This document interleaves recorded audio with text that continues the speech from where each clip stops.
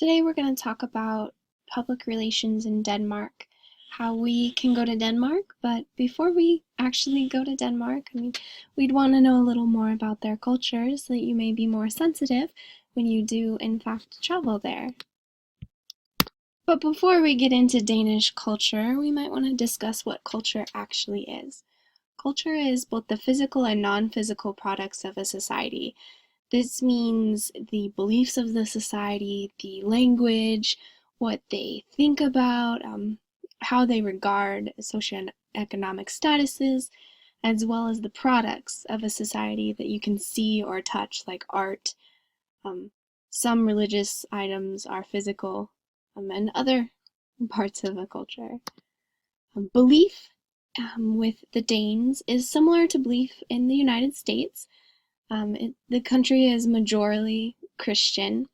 However, like any other modern country, there are sects of any other major world religion, like Islam. Danish society is similar to other Scandinavian societies as well, with one of the most interesting concepts, the hygge. This is like a fundamental aspect of their culture, and it means snug or cozy. So the whole idea of hygge is that you want to spend your time relaxing with friends and loved ones and enjoying good food. So it'd be like a small and cozy, fun time to be had. Some researchers actually think this is why Scandinavian countries tend to score higher on happiness scales because this is part of their culture. And another part of Danish culture is, of course, the food. A lot of their popular dishes are something we would recognize: sandwiches, roasts, but other things like liver pate are less seen in our society. They typically have fried fish because they are a coastal country. Fish is central to their diet. Although, because of the global community, steaks and other kind of meat are becoming more popular in the country.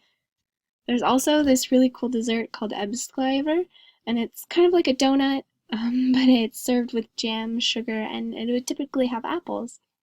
Alcohol is actually treated differently in this culture as well.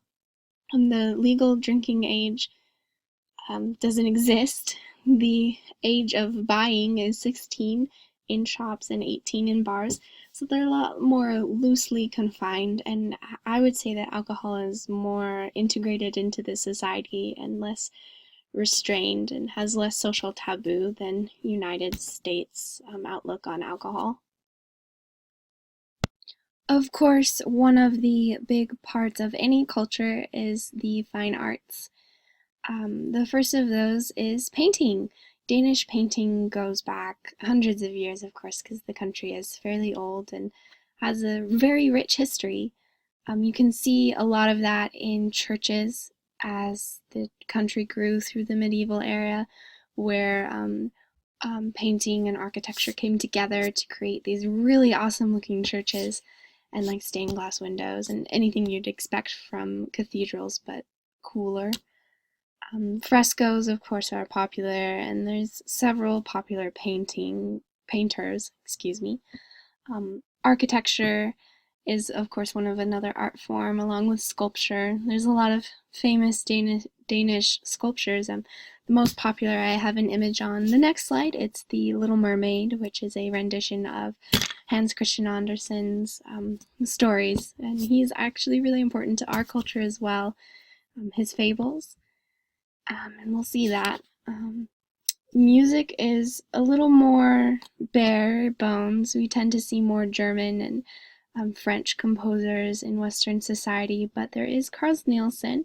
He's really a cool study, and he does some interesting work with tonality.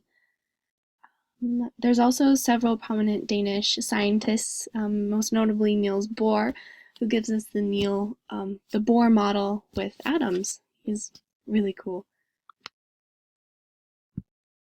So here's the Little Mermaid statue. I've actually wanted to go to Denmark my whole life, so this would be really cool to see. And of course, Hans Christian Andersen is one of the most popular artists, literature writers in Denmark, and he's very well recognized in the US as well. All right, so what does this mean for us? Well, it means that because this culture is fairly similar to what we've experienced, you'd want to bring your normal suitcase, but don't forget your electronics. Denmark is a modern country, and there's bound to be internet everywhere, and you'll be able to get all your PR work done. And most interestingly, the most popular forms of transportation are bus and bike, so you might want to consider buying a bus ticket or bringing your bike with you. But as always, please remain sensitive. This is of course a different culture, so be sensitive to differences and respect that you have a chance to learn about someone who lives differently than you. Thank you.